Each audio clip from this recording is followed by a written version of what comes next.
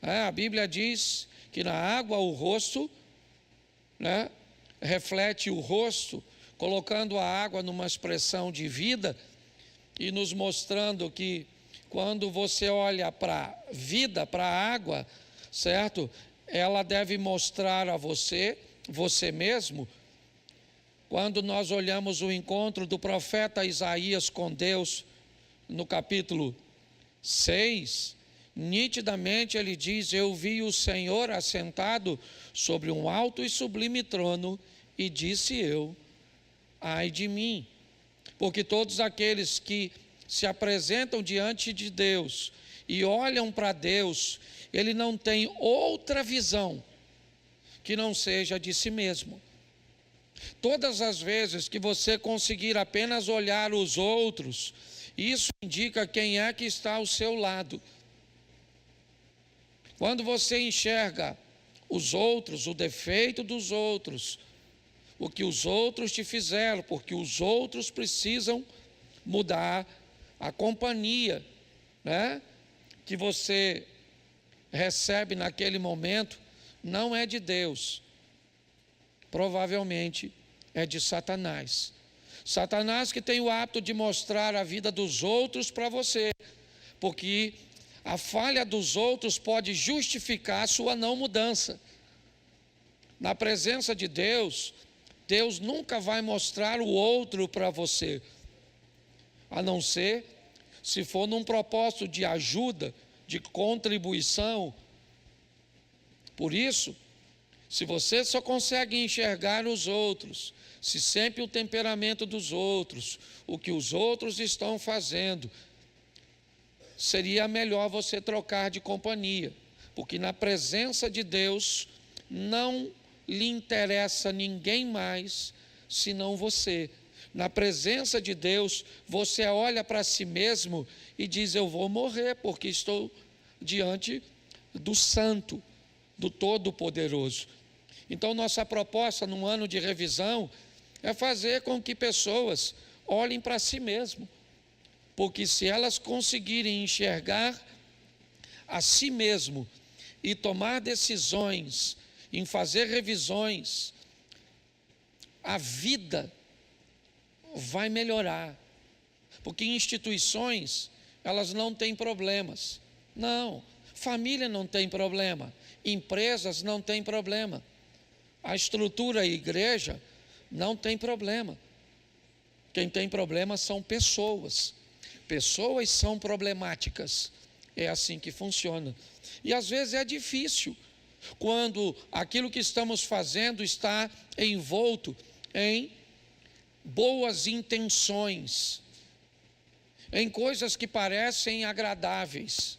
E é isso que eu quero mostrar a você hoje. Minha proposta, eu sei que às vezes as pessoas têm um pouquinho de dificuldade de leitura bíblica, então deixa eu te mostrar um pano de fundo daquilo que eu quero expor a vocês.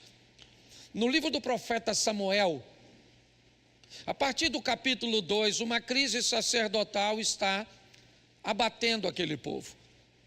A postura de Eli, que já era idoso, diante de seus filhos como sacerdotes, era muito ruim.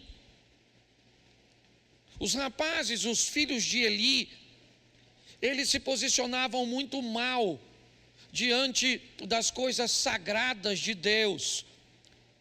Os exemplos que ele oferecia para aquela comunidade eram horríveis.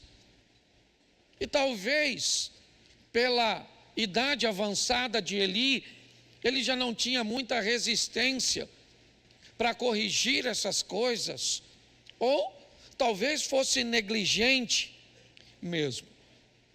Mas inevitavelmente, a banalização das coisas sagradas para Ófni e Finéias, que exerciam também uma função de sacerdotes, iria trazer consequências drásticas para aquela família, para aquele povo.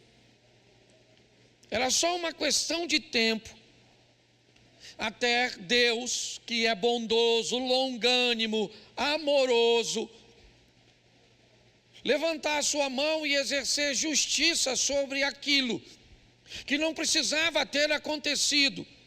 Não há nenhum registro de Satanás agindo. Você pode dizer, pastor, o Velho Testamento não tinha esse hábito de conferir autoridade a Satanás. Eles evitam, né? Eles oferecem todos os créditos. Se o espírito era mau, mesmo sendo mau, ele é da parte do Senhor. Quando nós olhamos para o Velho Testamento, é mais ou menos isso que vemos.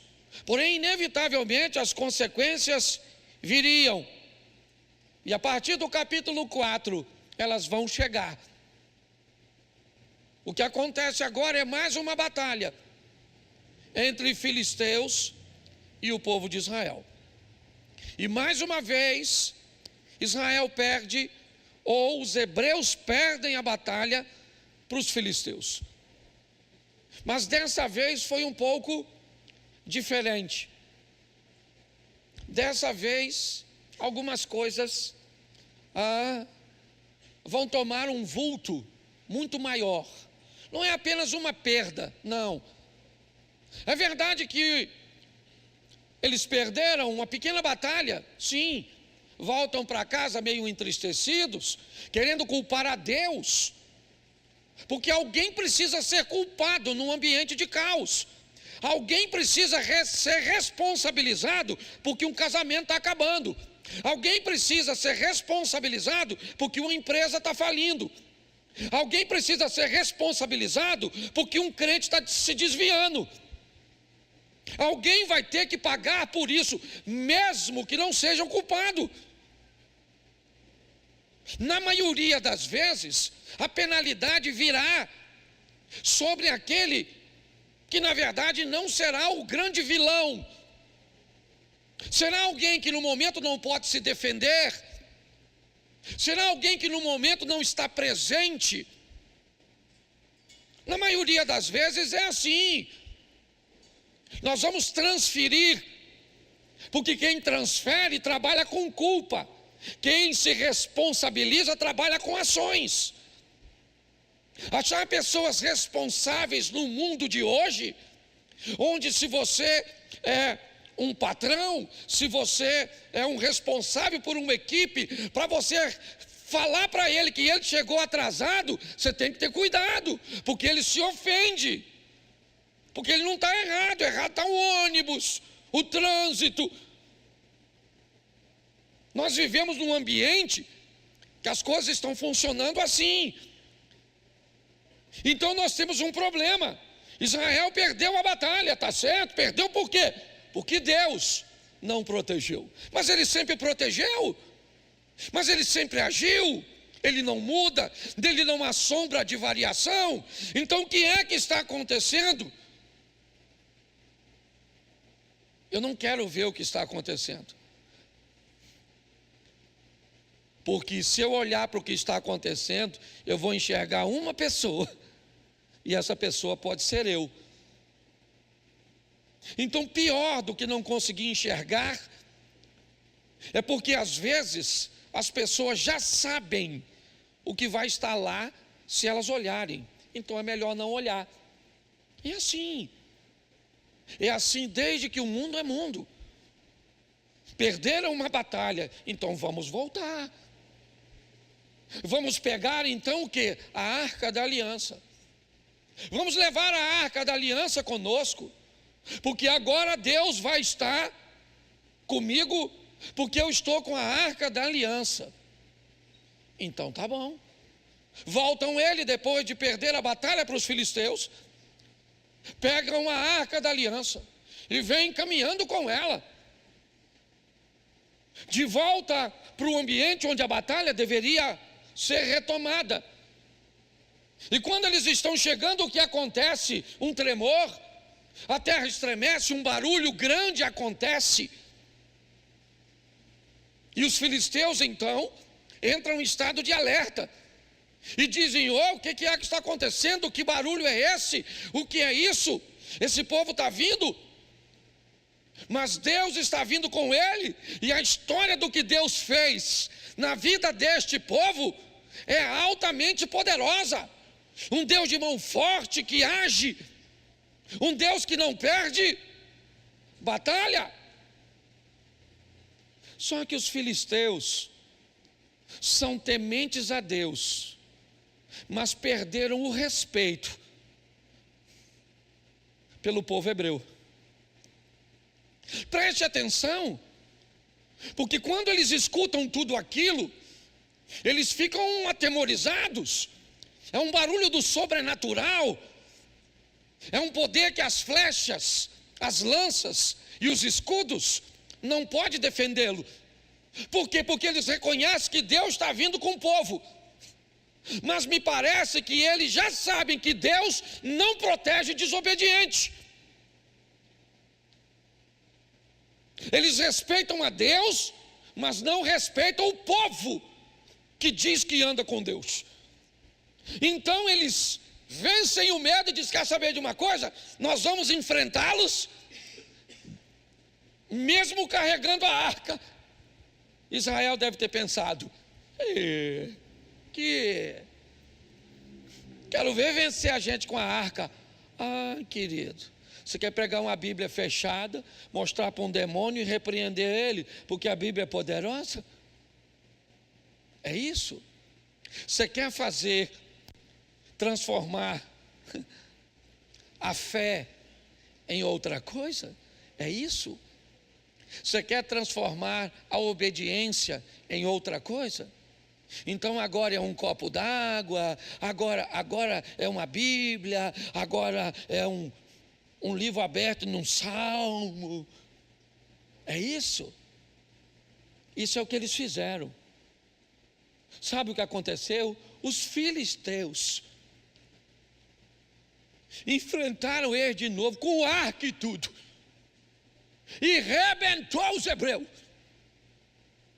Pensa num troço. Aí mataram o Ofni e Finéia. Ó, se lascou, Zoe, filho do Eli.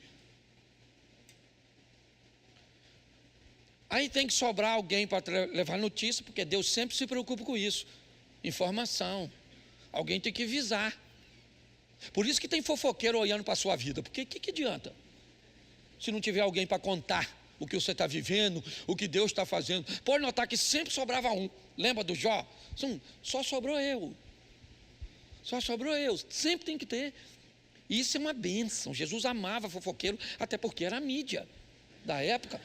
Você pode ver, ele curava alguém, ele falava uma coisa mágica do mundo dos fofoqueiros: vá e não conte para ninguém. Nossa, se falar para nem ia contar, mas mediante ao anúncio, eu já estou a fim de falar. Tá certo? Então escute só. Um cara voltou, e quem é que está lá? O Eli. E aí falaram assim: Eli, meu filho, o bicho pegou com os filisteus, com arca, com tudo. Tá? Mataram o Ofni e o Finéia. E o pior, Eli, levaram a arca. O Eli estava com 98 anos. Também já estava fazendo serão. Certo? 98 anos, a cadeira virou para trás, ele quebrou o pescoço. Pastor, está tudo isso na Bíblia? Tá, meu filho. Se você gosta de fofoca, lê a Bíblia. Pensa de um livro para falar da vida dos outros. Gosta de vida dos outros? Lê aqui. Estou falando sério. Uns babados bom. Certo? Não gosta não, né? Pois é. Morreu o Eli, caiu com a... Certo? E os filisteus agora têm o quê? A arca do barulho. Aquela arca do estrondo. Os caras já estão vencendo com a arca dessa. Agora que ninguém ganha de nós. Pegou a arca e levou lá para a terra dele, lá para a casa do Dagon. Depois você vai ler, que eu também não sou obrigado a ler tudo. Meu tempo aqui é rápido. Nem comecei a pregar ainda. Estou chegando lá. Só estou te contando a fofoca. Aliás, sai daqui e não conta para ninguém. Tá certo? Então, beleza. Pastor, já 2 mortes, 3 agora com o velhinho. Beleza. E aí? Bom, aí, para piorar, a nora, olha só, A nora do Eli entrou em trabalho de parto. Morreu. Estou falando sério. A dona ganhou um menino, mas bateu as botas. A dona. É muito desgraça. Tá? Porque está lá. Lembra? Deuteronômio está lá, lembra? Se atentamente ouvir a Deus e os mandamentos seus e obedecer. Você lembra quantos versículos tem esse capítulo? 60 aí? Qual é o texto? Agora eu vou fazer questão de abrir, até porque eu também não lembro. Então eu vou dar aquela impressão de que eu sei. Acha para mim aí, é 28? Deuteronômio, é isso? É 28 ou não? 28 ou 30? 28. Tem quantos versículos? Quantos versículos? 60 aí? Dá para botar aí, irmão, já que não botou nada até hoje? Tem assembleano aí, ou ex-assembleano. Para não ficar só nas minhas palavras, bota o texto. Se vocês ouvirem atentamente a voz do... O negócio é se. E se não se? Se lasca. Se vocês, essa tradução foi até legal, porque já botou a culpa logo em nós. Se vocês ouvirem atentamente a voz do seu, tendo cuidado de guardar todos os seus, que hoje lhes ordeno o Senhor, exaltará sobre todas as... Vamos ler, que hoje, vamos lá. Se ouvirem a voz do Senhor, seu Deus, sobre vocês virão e os alcançarão todas. Preste atenção aqui nesse texto. O texto sugere: pare de correr atrás das bênçãos e viva de uma forma que as bênçãos saiam correndo atrás de tu. As bênçãos que vão te alcançar. Você não está correndo atrás da bênção. Você que fala com a bênção: espera aí que eu estou aqui resolvendo com a outra bênção que chegou primeiro. Entra na fila que eu estou sendo abençoado demais. Tem gente se lascando demais porque está escutando o chifrudo que veio fantasiado, porque já está no carnaval. Fantasiado de anjo de luz. O Satanás já está aí, tempão sambando, certo? Você está rindo de tu. Escute só, verso 3: bendito vocês serão, e bendito vocês serão. Então preste atenção, a bênção não está no lugar, ela está em você. Onde você for, você vai prosperar. No campo, na cidade, dane-se com o Lula, com o Bolsonaro, dane-se. Dane-se. Tá certo? Vamos embora aqui que eu estou ficando nervoso. Verso 4: bendito será o fruto do seu filho, fruto do ventre. Se seu filho é ruim, é porque você é ruim, miserável.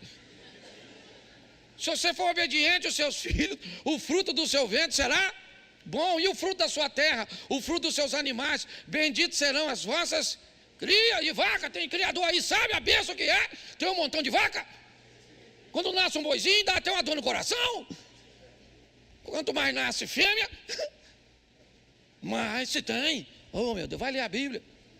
Versículo 5: bendito será o seu isso de cereais, e bendita será a sua.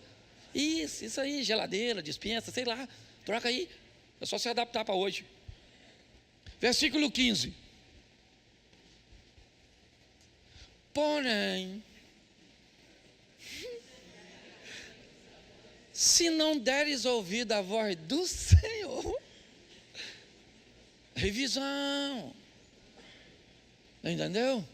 Deixando de cumprir todos os seus estatutos que hoje lhe, então virão sobre vocês e os alcançarão todas essas.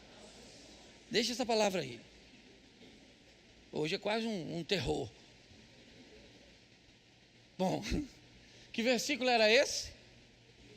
Quantos versículos tem o menos? Vamos botar o 16 só para mostrar. Maldito vocês serão na cidade, maldito vocês serão no campo. Então não tem, bicho, para onde ir. Tem gente que diz assim: pastor, tudo que eu faço está errado. Pastor, não acerta em nada. Tem alguma coisa que precisa ser revista. O grande problema é que o versículo que começa falando de bênção, só tem 14 versículos de bênção. 54 são de maldição. Você consegue entender isso? Então essa conta não vai fechar. É nesse ambiente que esses caras estão. Mas vamos voltar para os filisteus aqui agora. A arca está lá com eles. Sim ou não? Para eles a arca é poderosa. Colocaram a arca como um despojo de guerra na casa do seu Deus. Provavelmente porque eles entendiam que aquilo era um artefato de um Deus poderoso, sim ou não? Eles botaram a arca da aliança do lado da imagem de um Deus que eles acreditavam que era Deus, o que indica o respeito que eles têm. Mas eles vão aprender a mesma lição que os crentes aprenderam. Eles vão aprender que Deus não é amuleto, que com Deus não se brinca, que Deus não divide o espaço dele de Deus com ninguém, que Ele é o Todo-Poderoso, o princípio e o fim e pronto. Então eles começam a ter problemas, que eu não quero nem narrar, mas se você conhece, você sabe o que são. Problemas seríssimos. E eles resolvem abandonar aquela arca. Mas aquela arca trazia a presença de Deus, mas não trouxe a presença de Deus para os crentes, mas não trouxe a presença de Deus para os infiéis, vamos dizer assim, para os filisteus, nem hebreus nem filisteus. Então que Deus é esse que não abençoa nem os hebreus nem os filisteus? Um Deus que está buscando verdadeiros adoradores, um Deus que está buscando alguém que o leve a sério, que não vem com essa historinha de tentações, de dificuldades, não.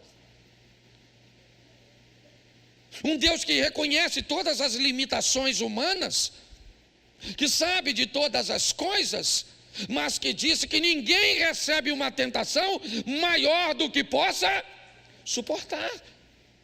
Um Deus que disse que estaria conosco todos os dias, inclusive hoje, que você está desempregado, inclusive hoje que você enfrenta um câncer, inclusive hoje que você está numa situação que não tem nem como ir à igreja. Então eles devolvem, eles entregam, abandonam a arca, que é retomada, que é colocada no local reservado, e que fica lá durante um bom tempo. E aí então entra a história do Davi, o filho mais novo de uma família de 8 homens, um menino improvável, um pastorzinho de ovelhas, que ninguém dava nada por ele, se torna um herói militar nacional, faz com que uma transição de monarquia seja feita, deixando a família de Benjamim representada por Saul e sendo transferida para ele, pertencente à tribo de Judá. Está certo? Davi enfrentou suas guerras, suas batalhas, venceu a grande maioria delas, é verdade, perdeu algumas, porque a vida é desse jeito. Mas agora ele tem uma ideia muito legal. Ele quer tirar a arca da aliança e levar para Jerusalém. Davi é um cara que está a fim de honrar a Deus, pode ter certeza disso. Segundo o livro do profeta Samuel, capítulo 6, coloca na tela, verso 1. Mas uma vez Davi reuniu todos os escolhidos de Israel, em número de 30.000, Davi se levantou com todo o povo que tinha consigo, partiu para Baalá de Judá, para de lá trazer a arca de Deus, diante da qual se invoca o nome do Senhor dos Exércitos, que se assenta acima dos querubins. Puseram a arca de Deus numa carroça nova e a levaram da casa de Abinadab, que ficava numa colina. Uzá e Aiô, filhos de Abinadab, conduziam aquela carroça. Levaram a carroça com a arca de Deus da casa de Abinadab, que ficava na colina, e Aiô, certo, ia adiante da arca, certo. Davi e toda a casa de Israel alegravam diante do Senhor com todo tipo de instrumentos de madeira de faia, com harpas, liras, certo, tamborins, pandeiros e símbolos. Preste atenção aqui para ganharmos tempo. Davi quer levar a arca da aliança da casa de Abinadab. Essa arca ficou tanto tempo lá. Eu imagino quantas vezes Abinadab, Uzá e Aiô tocaram naquela arca, sem nenhum problema. A arca estava lá, eles tinham acesso. Até que Davi, o rei Davi,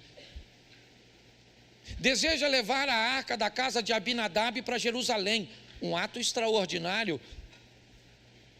Jerusalém, a cidade santa, cercada pelas montanhas de Sião, um lugar extraordinário. Vamos levar, mas vamos preparar uma grande festa, está aí. Como vamos levar a arca? Vamos levar a arca numa carroça, num carro novo. Ninguém nunca subiu nesse carro. Os bois que vão conduzir o transporte são bois que nunca foram usados para outra finalidade, porque o propósito é oferecer uma carroça nova, novinha, porque para Deus entregamos sempre o melhor. O melhor boi é o que vai puxar a carroça. Por quê? Porque a intenção de Davi é magnífica.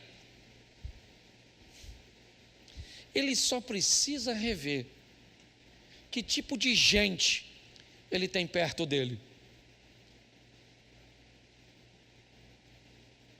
Porque Davi quer levar a arca da aliança de uma maneira que ela não pode ser levada. Abinadab sabia disso.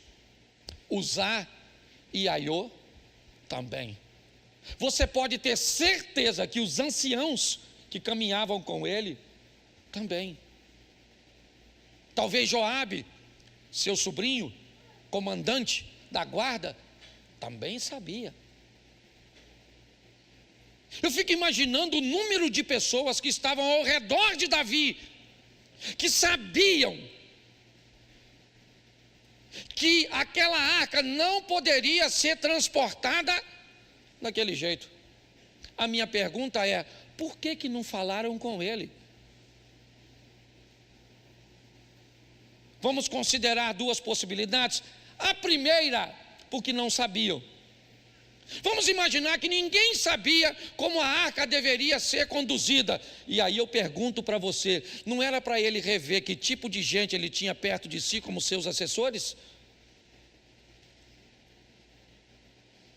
Que tipo de rei é esse que só tem cabeça de bagres? Será que não estava na hora então de Davi rever suas companhias, suas influências? A minha pergunta hoje é para mim e para vocês. As pessoas que caminham com você querem chegar no mesmo lugar que você? As pessoas que caminham com você pretendem viver o mesmo estilo de vida que você? A compatibilidade entre o que você quer e o grupo cujo qual você frequenta? Porque se ninguém sabia, Davi precisa rever as pessoas que estão do lado dele. Mas para mim, não foi isso. Para mim,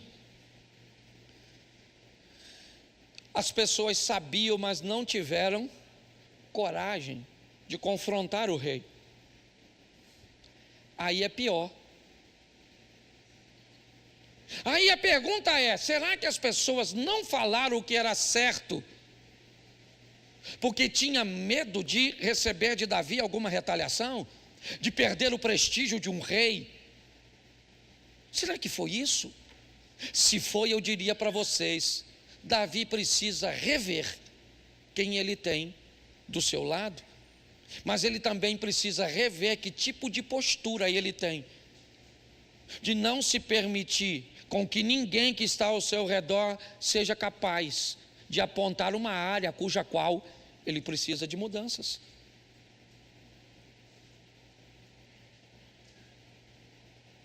Tem gente que não muda, e não muda porque todas as vezes que alguém fala que há necessidade de uma mudança, ela rejeita qualquer tipo de observação, porque rever, olhar para si mesmo, pode não ser uma boa coisa naquele momento. Um cara está morto, sabe por quê? Porque Davi pensou que sabia de tudo. Um homem está morto porque Davi não permitiu que ninguém o alertasse. Eu não sei. Eu sei que o cara morreu. E não tem culpado não, tem responsável. E o responsável pela morte desse cara é Davi. Será que ele é o único? Eu não sei. Numa história, na maioria das vezes, nunca há somente um vilão. Às vezes há uma bela quadrilha. Às vezes numa família o caos não é estabelecido por alguém desequilibrado. É por alguém desequilibrado num ambiente onde ninguém tem equilíbrio. Às vezes, um caos é estabelecido, mas se procurarem alguma coisa que achem o culpado, não o responsável. Eu sempre falo isso quando vou conversar com casais sobre casamento. Se você conversar com o Chapeuzinho Vermelho, o lobo sempre vai ser mau. O que temos agora é um cara morto. Sabe o que Davi fez? A festa acabou. Claro que acabou. O Zá está morto. Mas ele sempre mexeu na arca. Quando a arca estava na casa dele, ele podia manuseá-la. Talvez não poderia abri-la. Talvez não poderia ter acesso ao seu interior. Isso aí eu não vou tão longe, certo? Ver ali os utensílios que estavam dentro da arca, eu não sei. O maná que caía do céu, a vara. Mas ninguém morreu na casa dele. Será que ele não morreu porque não teve coragem de falar com o rei? Mas o rei não poderia matá-lo? Poderia. Claro que poderia. Porque Potifar poderia ter matado José. Sim ou não? Porque os irmãos poderiam ter matado José. Mas por que não matou? Porque Deus era seu refúgio e sua fortaleza. Quando olhamos, é isso que vemos. Agora a festa acabou. A arca precisa ir para a casa de alguém. E o Davizinho está com medo de levar a arca da aliança para a casa dele. Então vamos mandar a arca para a casa de alguém. E esse alguém é Obed-Edom, que para mim não teve escolha, Eliezer. Quem está mandando a arca aí é o rei. Então, eu imagino Obed-edom.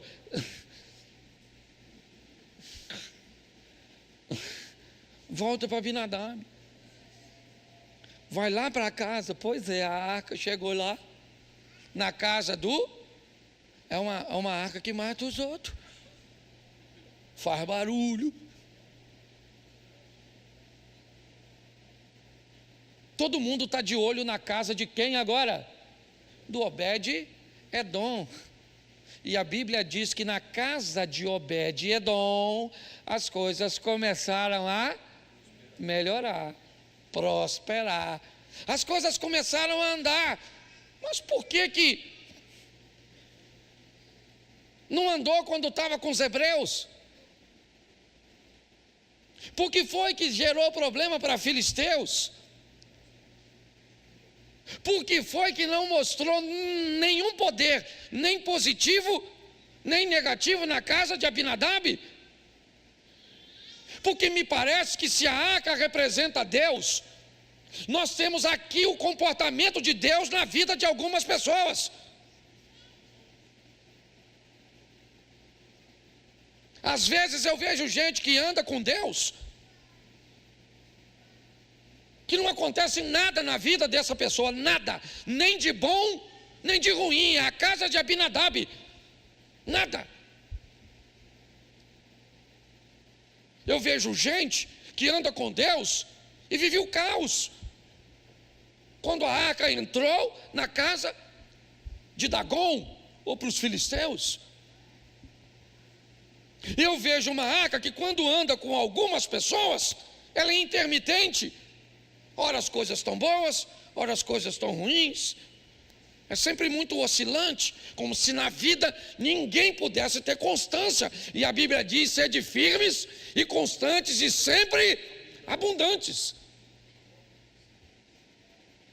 Mas não, nem sempre dá para dar tudo certinho. Eu não estou falando perfeição,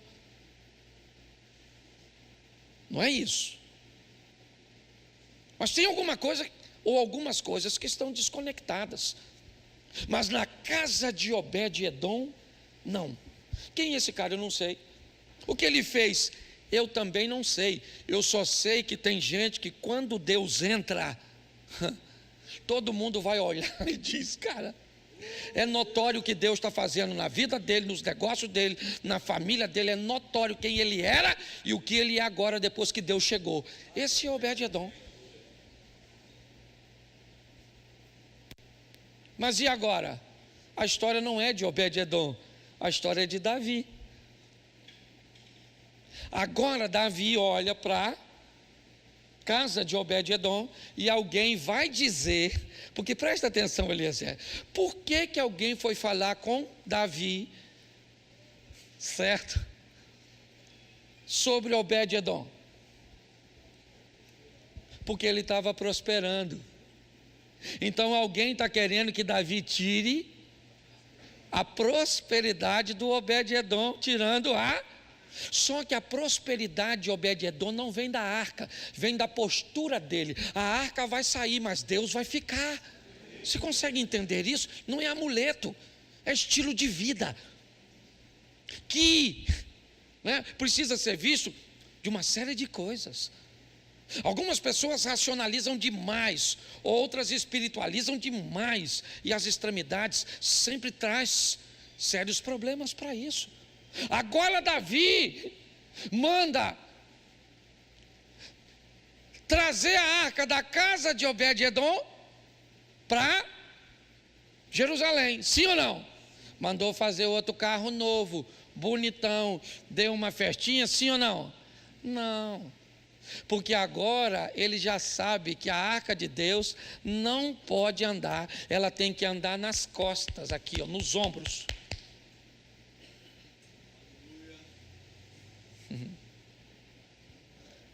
Você quer carregar Deus no coração, né?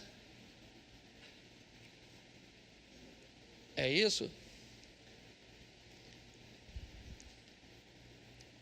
Lá, a gente fala coração, mas você entendeu aí. E as emoções, como é que funciona? Quando elas não estiverem muito boas? Deus não é para carregar, é responsabilidade.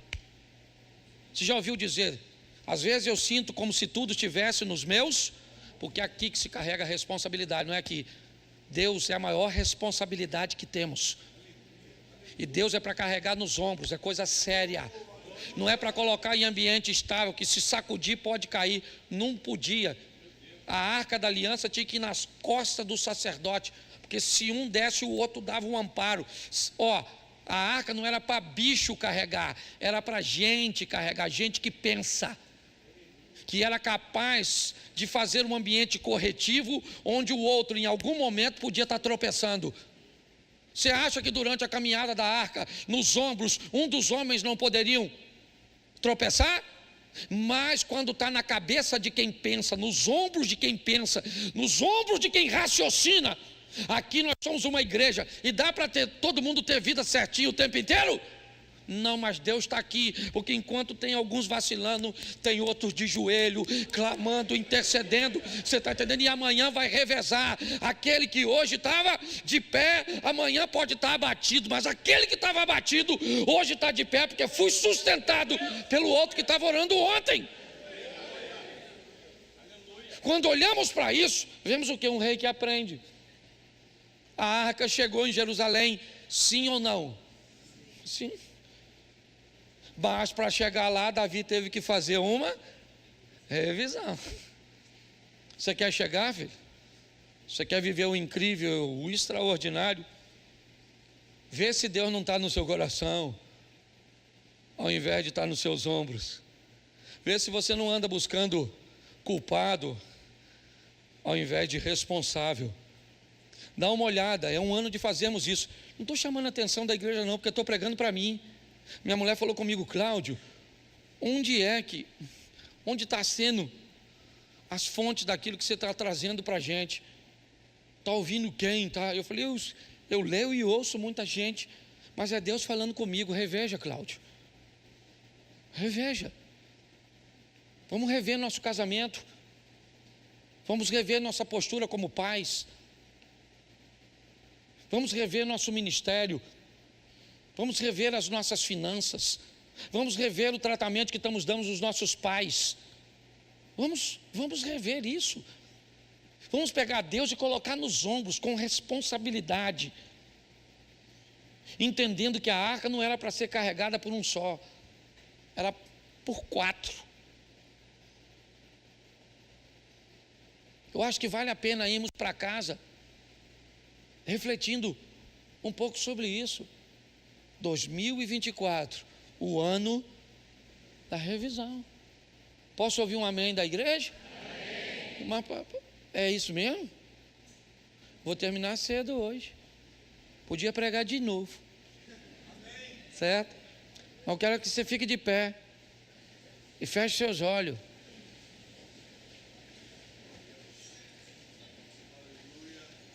Feche seus olhos. Vamos orar? Deixa eu fazer um apelo aqui, ó. Normalmente eu não faço apelo não, hein? A turma sabe, tem gente até que briga comigo. Pastor, o senhor não faz mais apelo? Não, a gente manda as pessoas lá, quem quer ir.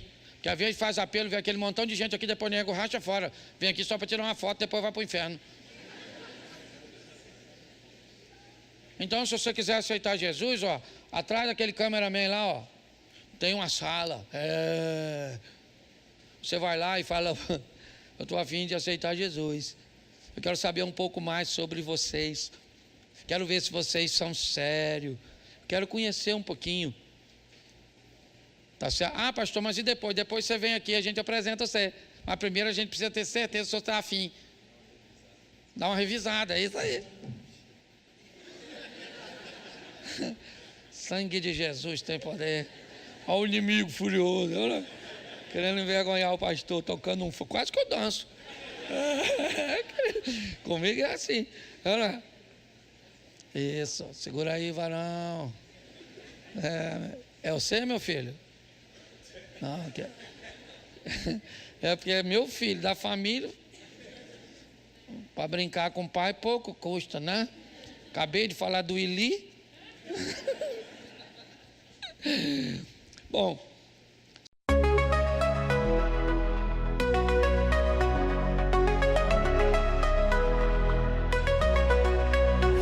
In the haze of neon dreams I wander through the night, lost in a sea of stars where your whispers take flight. Electrified emotions, they dance around my heart, in this digital garden where we never have to part. Shadows blend with colors as the beat sets me free.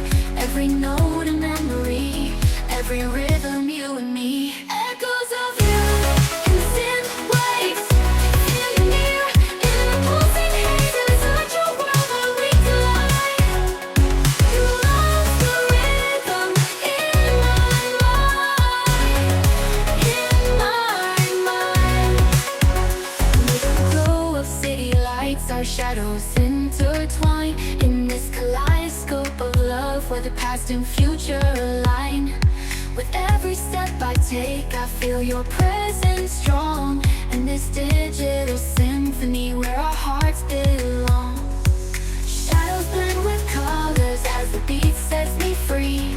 Every note a memory, every rhythm you and me. Echoes of you in synth waves, feel you near in the pulsing haze. It's such a world where we collide. You lost the rhythm in my mind.